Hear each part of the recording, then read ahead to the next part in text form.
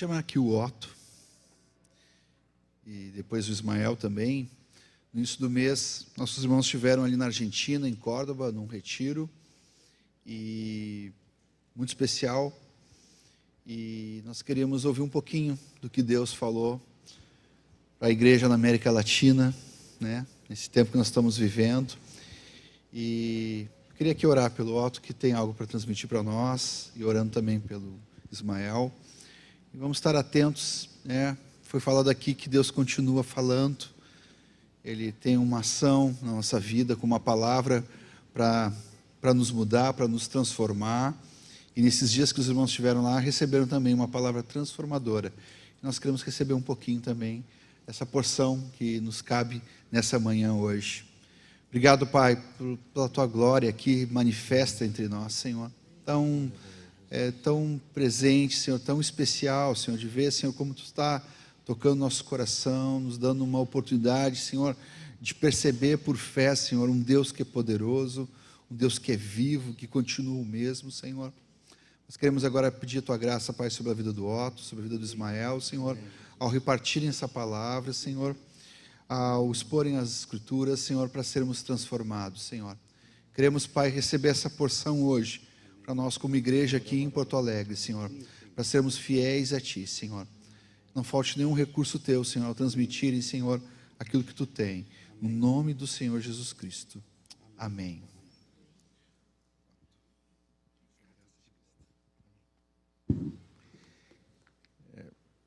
Bênção nós continuarmos, né, falando desse Senhor que faz maravilhas. Moisés, a esposa, muito obrigado por nos mostrarem o depois. Às vezes a gente tranca, né, no problema, mas sempre tem um depois. Foi uma bênção a gente poder estar junto lá com os irmãos na Argentina, com irmãos de vários lugares da Chile, Paraguai, Uruguai, vários locais na Argentina. Muito bom. Tinha um pessoal brasileiros que moram em Orlando também. Uma coisa muito, muito presente, e eu creio que nós quatro que estivemos lá, a gente pôde desfrutar disso, a simplicidade e o amor de forma muito marcante, né? Entre eles, conosco, de transpirarem amor quando estavam se manifestando de uma forma muito simples, né, e graciosa. Foram vários irmãos que ministraram, conversando com o Ismael vai fazer um resumo do todo, e eu vou compartilhar um pouquinho mais da palavra de um irmão chamado Norberto Saraco. O Norberto Saraco, ele é pastor de uma congregação chamada Boas Novas, em Buenos Aires. Ele não congrega junto, diretamente com a comunidade cristiana lá, né, que seria a igreja em Porto Alegre, a igreja em Buenos Aires. Ele não congrega diretamente com eles, mas foi muito gostoso porque ele chegou e ele brincou assim: olha, o pessoal me deu boas-vindas e me disse que bom tu estar aqui conosco. Ele disse, mas eu sempre estive, né? Eu não estou separado. Fiquei na dúvida assim, se tem alguma separação. Não tem separação entre nós. Então, inclusive, alguém que não está junto, está junto. E é assim que nós temos que olhar, né? Então, eles começaram dando esse exemplo de amor. Esse homem também, ele toca um projeto, é uma faculdade internacional de educação teológica, com muitos estudantes em muitos lugares, né? Ele fez mestrado, doutorado, mas assim, com uma simplicidade muito grande. Eu vou tentar repetir algumas coisas que nós vimos e ouvimos, e é assim que a gente faz, né? A gente não inventa nada, a gente replica aquilo que Deus está nos falando, a palavra de Deus. E ele compartilhou conosco, falando que sim, existem momentos muito difíceis que nós vivemos, e nós, na América Latina, né, a Argentina, sim, vive um momento difícil, econômico, político, só que ele estava nos levando, e eu creio que essa palavra é para todos nós também, né? Joel 1, 2 e 3, mesmo num tempo de profunda crise, né, de enormes dificuldades, as coisas, elas se repetem, existem ciclos, né, de dificuldade. Mas então, Joel 1, 2 e 3 diz o seguinte: ouvi isto, vós, velhos, e escutai todos os habitantes da terra. Aconteceu isso em vossos dias, ou nos dias de vossos pais. Narrai isto aos vossos filhos, e aos vossos filhos o façam aos seus filhos, e os filhos destes a outra geração. Cada geração crê que o que está acontecendo muito ruim e pior com a gente. É da nossa natureza achar que o que nós estamos vivendo aqui é a pior parte. Inclusive, ele falou que alguns jovens na congregação chegaram para ele e disseram assim: vô, tu não sabes que horror, a inflação como está agora. Ele olhou assim: inflação? Inflação, a gente viveu já vários ciclos de superinflação na Argentina. Mas, claro, quem está vivendo a primeira vez fica mais aguerrido ao problema do que aqueles que já viram que isso já aconteceu. Continuando no texto de Joel, né, eu vou ler do 4 ao 12. Diz o seguinte: se puderes projetar, por favor, 1 Joel 1, de 4 ao 12. Gostaria que vocês acompanhassem. O que deixou o gafanhoto cortador, comeu o gafanhoto migrador. O que deixou o migrador, comeu o gafanhoto devorador. O que deixou o devorador, comeu o gafanhoto destruidor.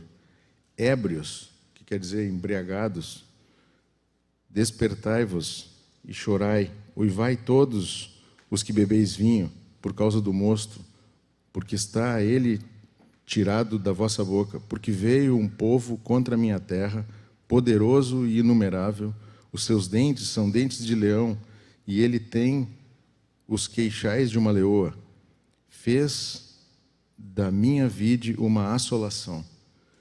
Destroçou a minha figueira, tirou-lhe a casca, que lançou por terra. Os seus sarmentos se fizeram brancos. Lamenta com a virgem, que pelo marido da sua mocidade está cingida de panos de saco. Cortada está da casa do Senhor a oferta de manjares e a libação. Os sacerdotes, ministros do Senhor, estão enlutados. O campo está assolado e a terra de luto, porque o cereal está destruído, a vide se secou, as oliveiras se murcharam. Envergonhai-vos, lavradores, uivai, vinhateiros, sobre o trigo e sobre a cevada, porque pereceu a messe do campo. A vide secou, a figueira murchou, a romaeira também, as palmeiras e as macieiras, todas as árvores do campo se secaram, e já não há alegria entre os filhos dos homens. Até a alegria se foi. Nada cresce.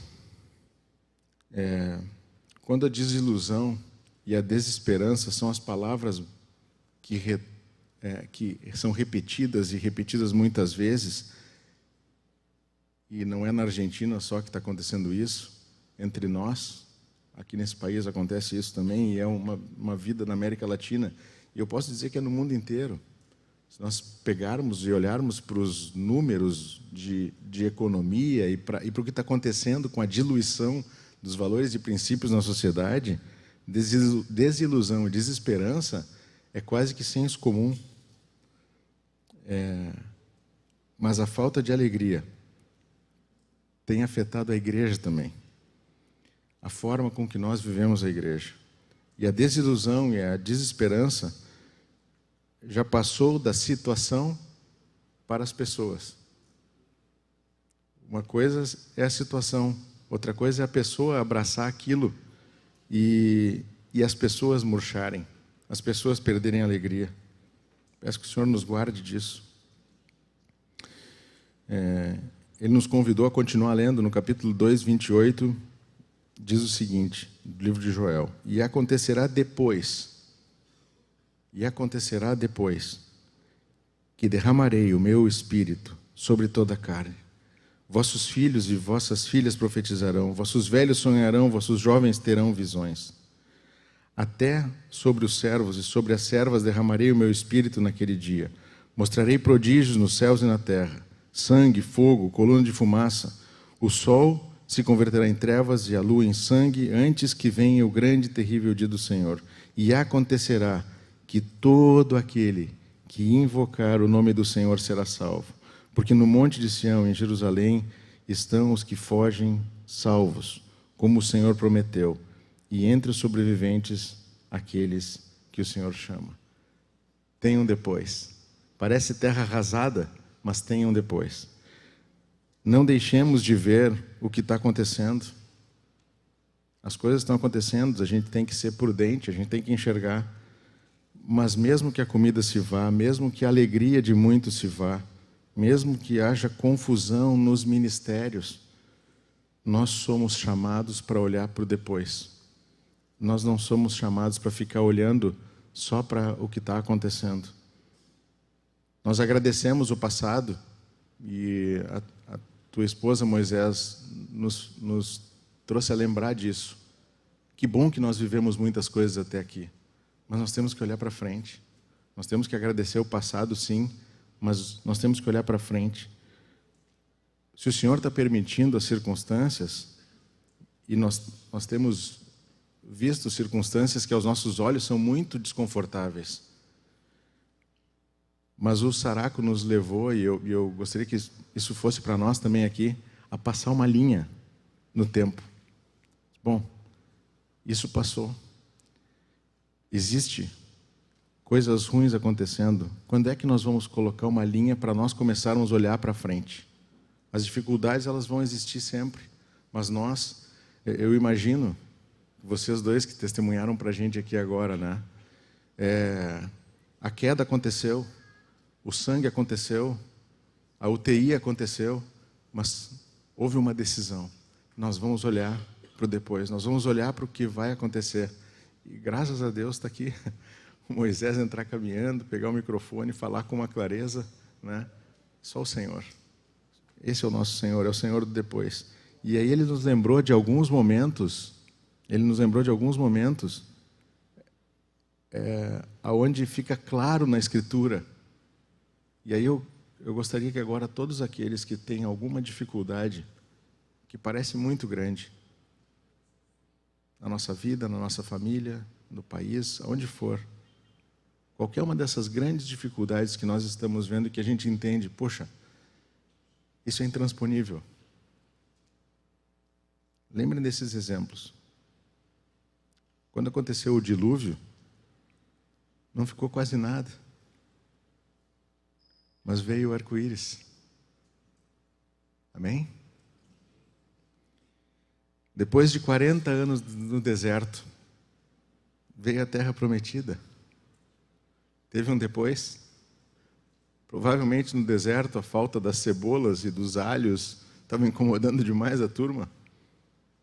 Mas teve um depois. Depois de um povo apóstata no cativeiro, veio um remanescente fiel que o Senhor honrou. Depois da cruz, onde muitos olhavam e diziam, acabou, né? Aquela dupla lá em Emaús ali, foi muito bom o que a gente teve, mas acabou. Não. Depois da cruz houve a ressurreição. Depois da partida para o céu, a turma não estava muito clara do que ia acontecer. Eu imagino se fôssemos nós aqui, olha, é o seguinte, agora vocês vão para o cenáculo, vocês oram. Não sei se estavam cheios de ânimo quando começaram a orar, né? Mas houve o Espírito Santo, o Pentecostes encheu, houve um depois. E aí, talvez, uma coisa que não pode escapar da nossa mente, né? Depois de todos os depois, vem novo céu e nova terra. Então, às vezes, a gente acha ruim, né, o que está acontecendo e que a gente gostaria que fosse diferente aqui ou ali, mas a gente tem que ter clareza e segurar, porque depois dos depois vai haver novo céu e nova terra. Uma coisa que o Saraco também falou, que eu gostei muito de ouvir, e às vezes eu me confundia, quando a gente diz, né, vem Senhor Jesus, quando a gente está falando de Maranata, vem Senhor Jesus, amém. Nós estamos pedindo para que Ele venha. Mas vem entre nós, Ele disse, pessoal, não peçam vem entre nós. Ele já veio. Peça para que Ele se manifeste. E Ele usou um exemplo que fica claro para aqueles que já voaram de avião.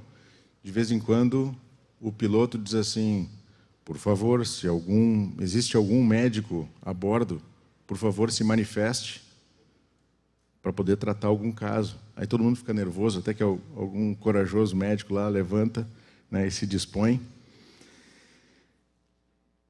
Mas não é vem um médico da terra. Se manifesta um médico que está no avião. O médico já está lá. Senão, né, não resolve. E o Senhor já está em nós. O nosso pedido, o nosso desejo, o encorajamento é assim, manifesta-te, Senhor, em mim, manifesta-te através de mim. Eu quero ser instrumento para manifestar a tua glória aqui na terra.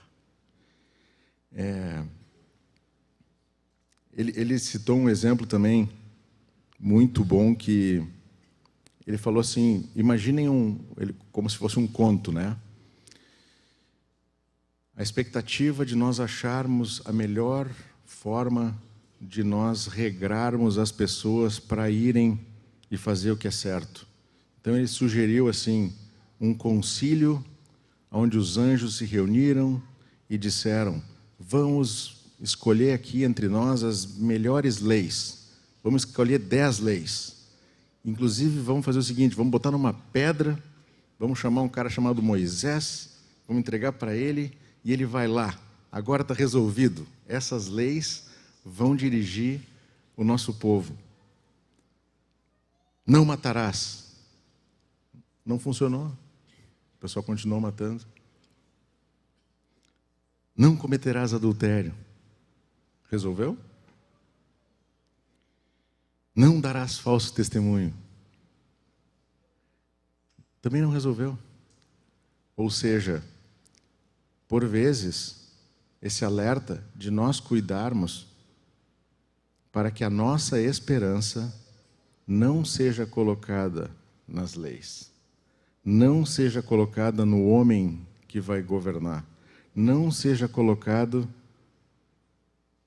em qualquer coisa que seja diferente do Senhor. Maldito o homem que confia no homem. Então, que palavra boa. Vocês concordam comigo? É um alerta para que a gente não tem que deixar de se manifestar e de querer que as coisas de Deus sejam vividas aqui na terra. Mas nós não podemos confiar que as leis ou os homens vão fazer isso. Quem faz isso é o Senhor. Ele trouxe um alerta assim, que eu também nunca tinha parado para pensar, e eu quero levar vocês a refletir nisso. Toda vez na história que a igreja se abraçou com o governo, quem perdeu foi a igreja. Toda vez que a igreja se confundiu com o governo, quem perdeu foi a igreja. E, de novo, não estou dizendo isso para que nós não oremos, para que nós não nos manifestemos com paz e com harmonia, para que, sim, nós desejamos que haja os princípios e os valores do reino aqui na terra. Mas não devemos nos confundir. Isto não vem do homem, isto vem de Deus. Essas palavras são dele, eu concordo. Estou só repartindo aqui. Em Isaías 35, 3 e 5, diz o seguinte, 3 a 5 diz o seguinte, fortalecei as vossas mãos frouxas e firmai os vossos joelhos vacilantes. Dizei aos desalentados de coração, sede fortes, não temais, eis o vosso Deus, a vingança tem a retribuição de Deus, Ele vem e vos salvará. Então se abrirão os olhos dos cegos e se desimpedirão os ouvidos dos surdos, os coxos saltarão como cervos e as línguas dos mundos cantará, pois águas arrebentarão no deserto, e o ribeiro do ermo, e a areia embraseada se transformará em lagos, e a terra sedenta em mananciais de águas, onde outrora viviam os chacais, crescerá a erva como cana e junco. Ou seja, clamemos porque tem um depois. Enxerguemos o depois que está por vir.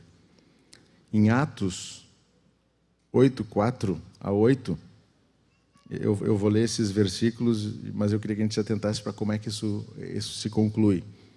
Entre mentes, os que foram dispersos iam em toda parte e pregavam a palavra. E isso continua, né?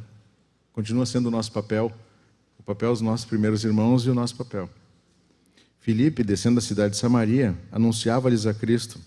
As multidões atendiam unânimes às coisas que Filipe dizia, ouvindo-as e vendo os sinais que ele operava.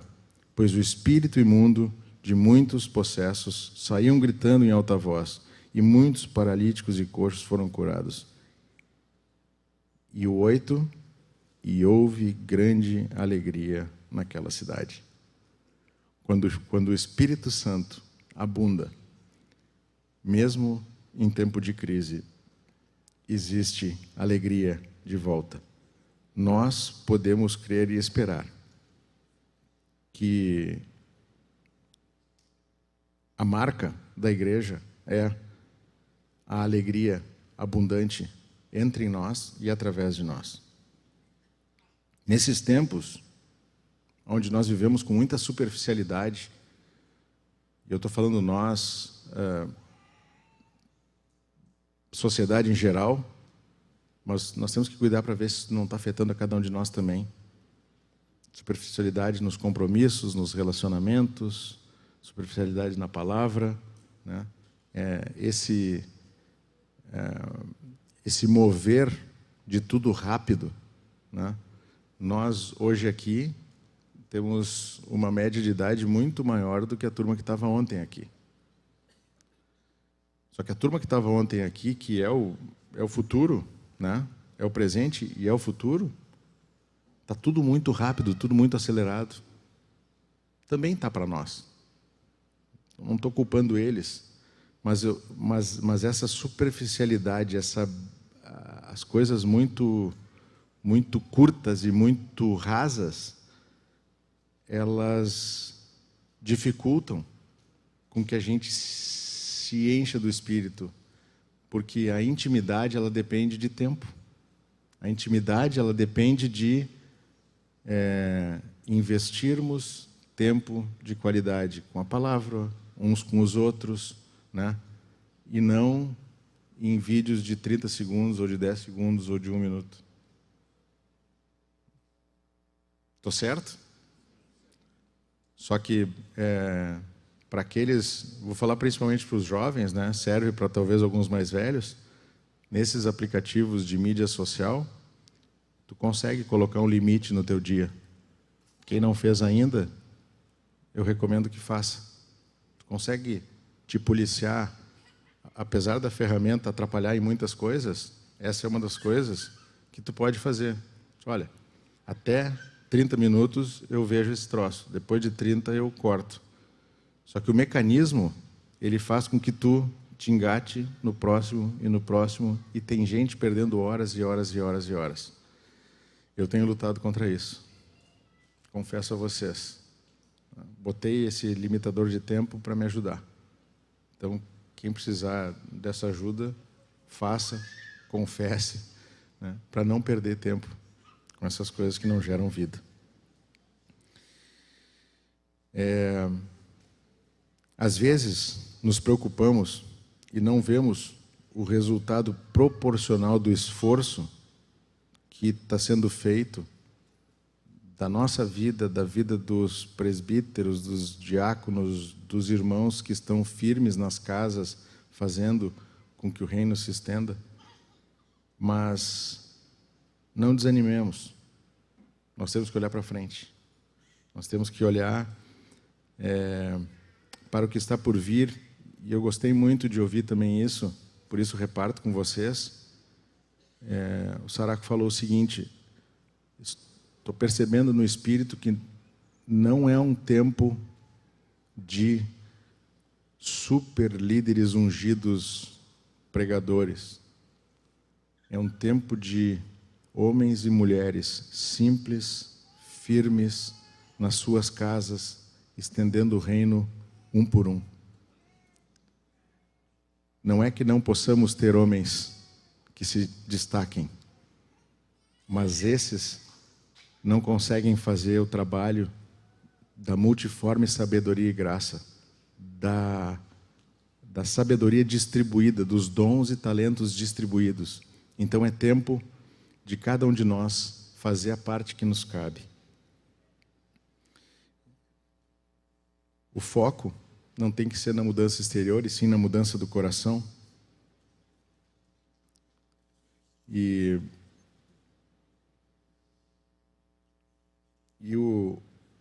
o Espírito que nos foi ministrado foi de coragem, olhando para esse depois.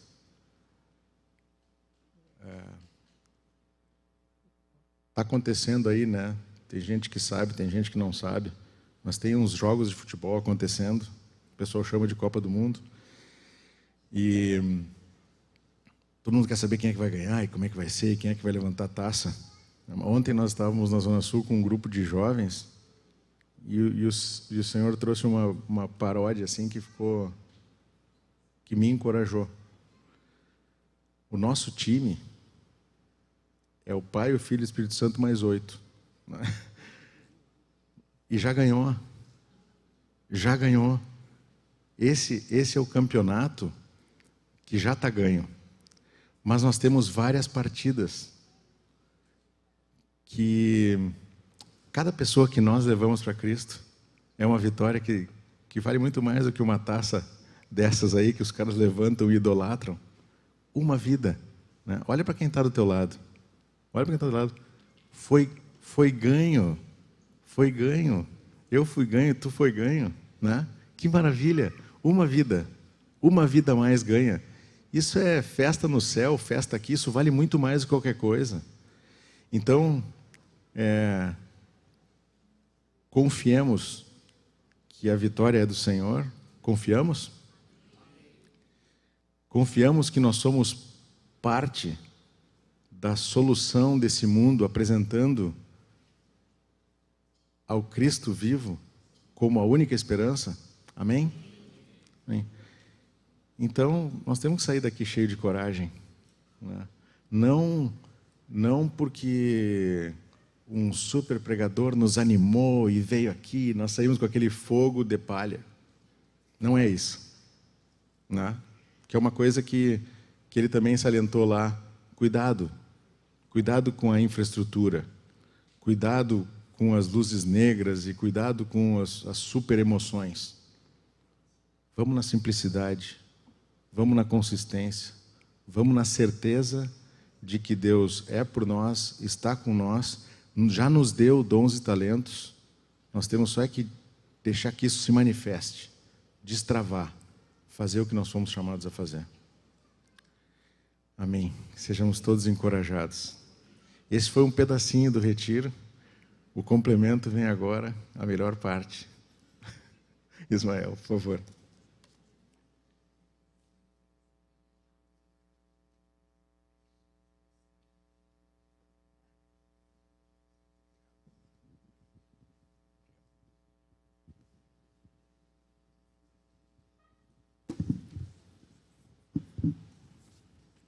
Queridos, não se assustem, né? Quando o pastor sobe com uns papelzinhos assim, todo mundo fica apavorado, né? Mas eu quero dizer que o Senhor já falou hoje, né?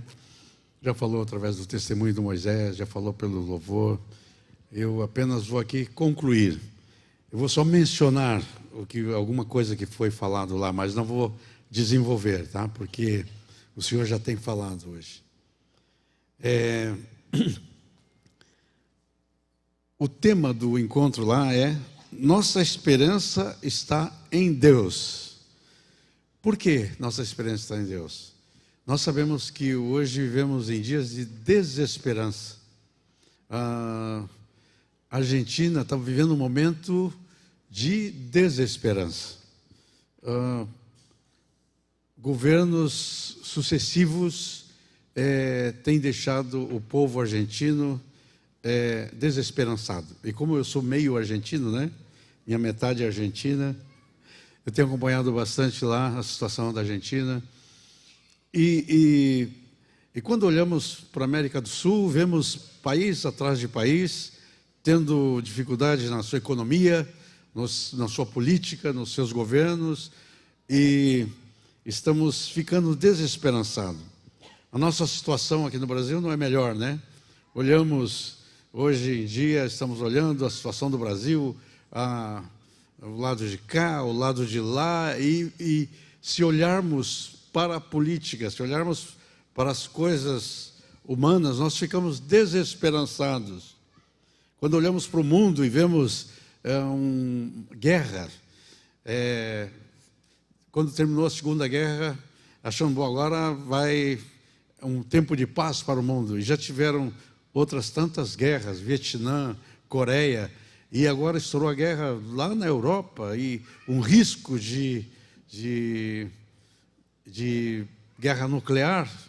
Outra vez voltamos àquele tempo da Guerra Fria, né, quando tinha um telefone vermelho, diz que entre o Kremlin e Washington, e ali naquele problema de Cuba, com os foguetes em Cuba, estivemos tão perto de uma explosão nuclear, e agora de novo, aquele chinesinho lá, não é chinês nada, da Coreia do Norte, ameaçando jogar bomba para todo lado. Ele gosta de falar daquelas bombas dele, e Putin ameaçando com armas nucleares, e nós ficamos aqui apavorados com tudo isso.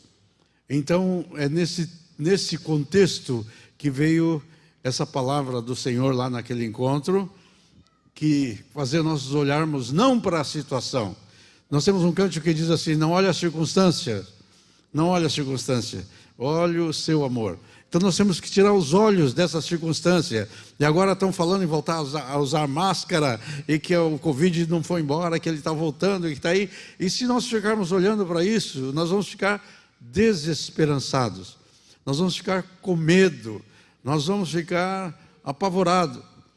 Mas nós temos uma boa notícia, e foi isso que nós ouvimos lá no encontro, né? Nossa esperança está em Deus, aleluia. Nós temos que voltar os olhos para o Senhor e ver que Ele é a nossa esperança. Então, esse foi o tópico que nos falou Jorge Mitian, e falou sobre esse derramar do Espírito Santo sobre toda a carne. Ele nos lembrou alguns versículos, por exemplo, de Abacuque 2,14, que diz: a terra será cheia do conhecimento do Senhor. Então, qual o futuro? O que esperamos? Esperamos desgraça? Esperamos destruição da terra? Esperamos o anticristo? Não, isso vai acontecer, porque algumas coisas vão acontecer, mas nós esperamos a palavra de Deus. Uma coisa que ele falou, e que eu gostei muito, que ele falou: eu adotei agora um lema: eu leio e creio. Leio e creio. Eu leio essa palavra, que está escrito aqui na palavra. Se eu ficar olhando para o jornal, se eu ficar olhando para a televisão, se eu ficar olhando para a mídia, eu vou ficar apavorado. Mas eu não tenho que ficar olhando para essas coisas, eu tenho que olhar para as promessas de Deus. Aqui está escrito: eu leio e eu creio. Esse lema dele podíamos pegar para nós, né? Eu leio e creio. O que está escrito na palavra? Abacuque 2,14: a terra será cheia do conhecimento do Senhor, como as águas cobrem o mar. Aleluia! A terra vai ser cheia do conhecimento do Senhor. Diz que vai chegar ao ponto de que não vai precisar mais alguém dizer: conhece o Senhor, porque todos conhecerão o Senhor. A terra será cheia. Claro que antes disso acontecer, vai acontecer outras coisas. Mas nós queremos ver o epílogo, né? Nós queremos ver o final. O final já é vitória. Nós não sabemos, como foi usado o exemplo aqui da Copa, né? A gente fica: quem será que vai ganhar? Nós já sabemos quem vai ganhar, né?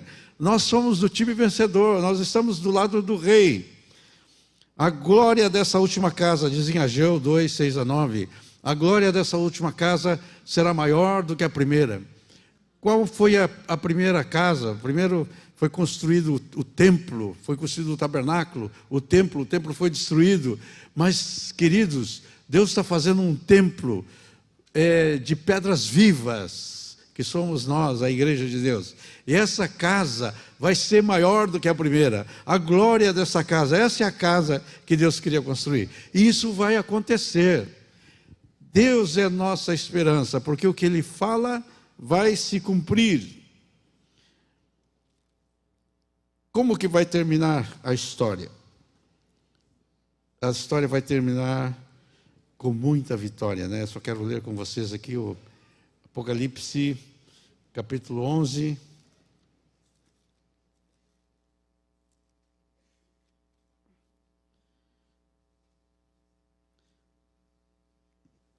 Apocalipse 11, de 15 até o 19, diz assim: o sétimo anjo tocou a trombeta, e houve no céu grandes vozes dizendo: o reino do mundo se tornou de nosso Senhor e do seu Cristo, e Ele reinará pelos séculos dos séculos.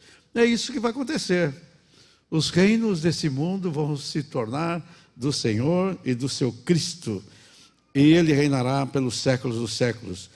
E os 24 anciãos que se encontram sentados nos seus tronos diante de Deus se prostrarão sobre seus rostos e adorarão a Deus, dizendo: graças te damos, Senhor Deus Todo-Poderoso, porque porque assumiste o teu grande poder e passaste a reinar. Na verdade, as nações se enfureceram.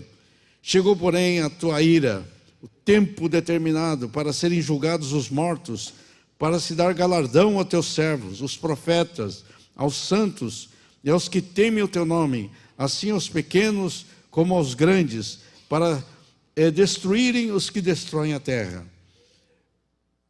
Os reinos desse mundo passarão a ser do Senhor e do seu Cristo. Amém? Amém? Vamos deixar a desesperança de lado. Vamos ter nossa esperança em Deus. Nós temos que ler e crer.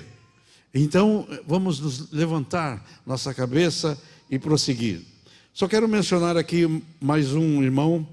O nome dele era Luiz Lozardo, e ele falou sobre uma igreja acesa pelo fogo do Espírito Santo. E a mensagem dele era que nós não podemos ficar cocheando entre dois deuses. Ele usou o exemplo de Elias. Lembra quando Elias, o povo de Israel andavam cocheando entre Baal e o Senhor? Então o profeta Elias convocou o povo para o Monte Carmelo e desafiou os profetas que o rei andava apostatando da fé, andava seguindo os profetas de Baal. Ele desafiou: vamos desafiar aqui o Deus que age por fogo, esse é o Deus verdadeiro. E falou para os profetas, 400 profetas, construir um altar, colocar lá seu sacrifício, e o Deus verdadeiro ia responder por fogo. E aqueles profetas fizeram isso, prepararam um altar. 400 profetas fizeram aquele altar bonito, cheio de tanta coisa, botaram aquele sacrifício e ficaram clamando desde a manhã até a tarde, e para que o Deus deles respondesse por fogo, e nada acontecia. E o Elias até pegou no pé deles, falou assim: fala mais alto, quem sabe ele está dormindo, está de viagem, clama mais alto para Deus de vocês. E nada aconteceu. E depois o nosso profeta Elias mandou levantar 12 pedras, fez o altar do Senhor, mandou fazer um canal entre aquele altar, mandou colocar água, joguem água, porque água é contra o fogo, né? Não era para botar álcool, nem querosene, era botar água. E depois que estava aquele lugar cheio de água, a madeira toda molhada, ele levantou as mãos ao céu e disse: Senhor,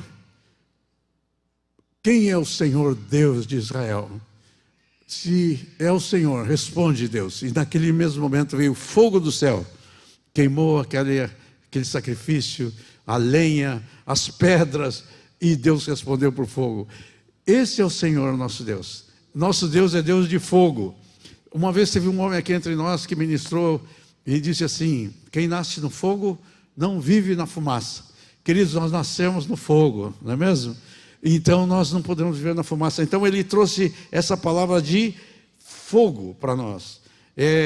Queridos, o que Deus começou a fazer entre nós, e nós, quando a gente fala de avivamento, avivamento é voltar ao princípio. Como era no princípio? Como era nos dias de Atos? Como era os dias do começo da igreja? Assim é agora. Deus está falando para a gente voltar a isso. Essa é a nossa esperança. Uma igreja acesa pelo fogo do poder de Deus. Que bom que podemos ouvir aqui o testemunho, né, de cura, como o nosso querido Moisés trouxe aqui, né? Nosso Deus, ele não conseguiu transmitir tudo, mas realmente o fato médico dele era uma coisa irreversível, era algo terrível, era algo para ficar com sequelas. E Deus fez um milagre também, a gente não consegue falar tudo que Deus fez, né? Nosso Deus é um Deus de milagres, e Ele quer fazer um milagre também na tua vida, na minha vida. Eu não tenho problema demais para Ele. Deus é o Deus dos impossíveis. Então o que está acontecendo na tua vida hoje que parece impossível? Nosso Deus é esse Deus que responde por fogo, é o Deus do fogo.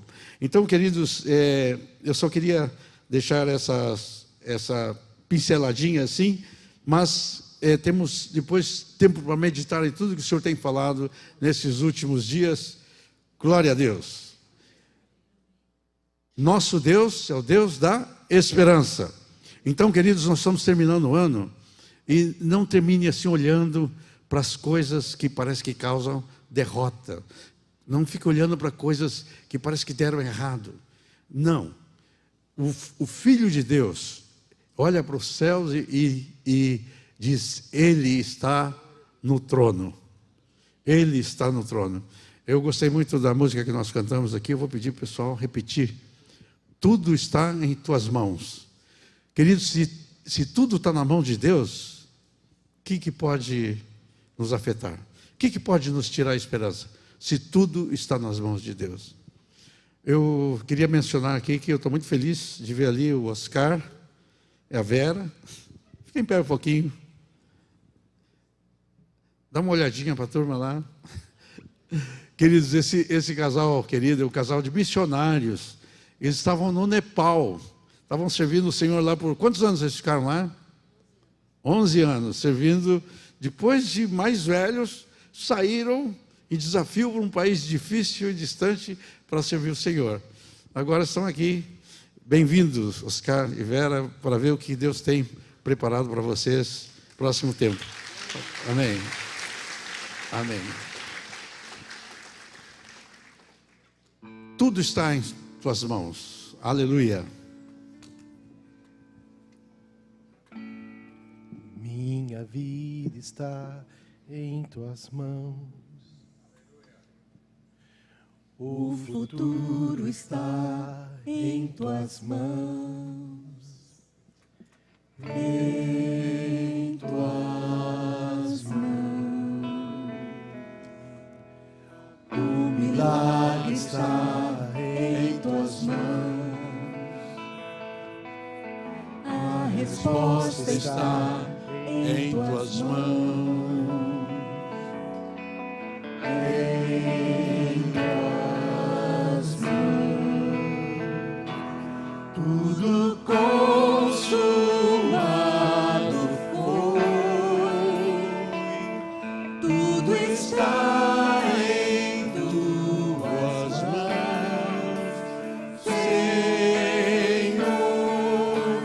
Senhor Jesus. Em tuas mãos, tu governas terra e céu.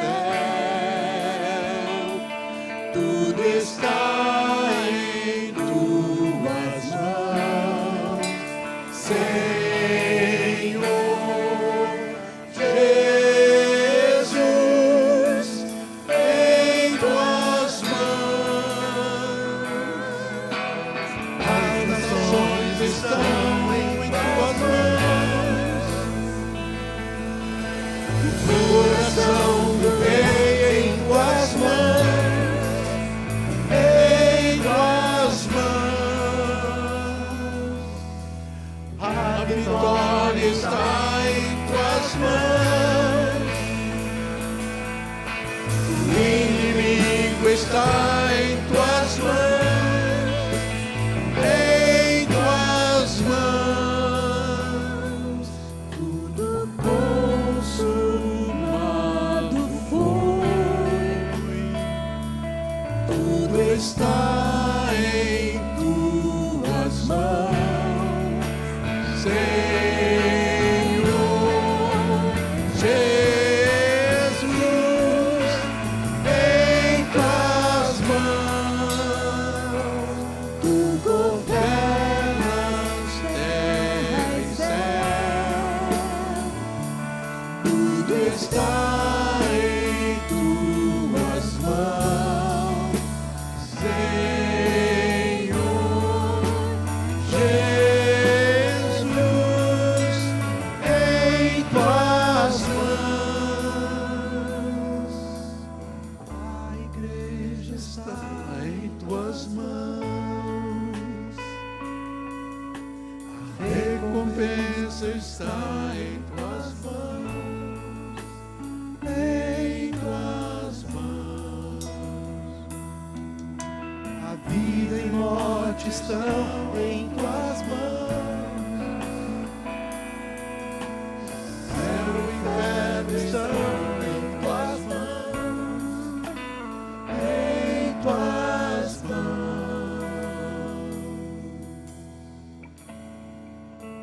Levante tuas mãos aos céus, feche teus olhos. Pensa em uma ou duas coisas que mais te preocupam agora e fala: está em tuas mãos, Senhor. Está em tuas mãos. Entrega a Ele. Tudo está em tuas mãos. Tudo está em tuas mãos. Minha vida, minha casa, esta congregação, esta cidade, esse país, esse continente, minha saúde, meu trabalho, tudo que tenho, tudo que sou, o ministério, meu serviço, tudo está em tuas mãos. A esposa, o marido, os filhos, os netos, tudo nas mãos de Deus. O futuro está em tuas mãos. Saúde está em tuas mãos. Minha vida está em tuas mãos. Louvado seja o Senhor Jesus. Descansamos nas mãos de Deus. Nossa esperança está em Deus.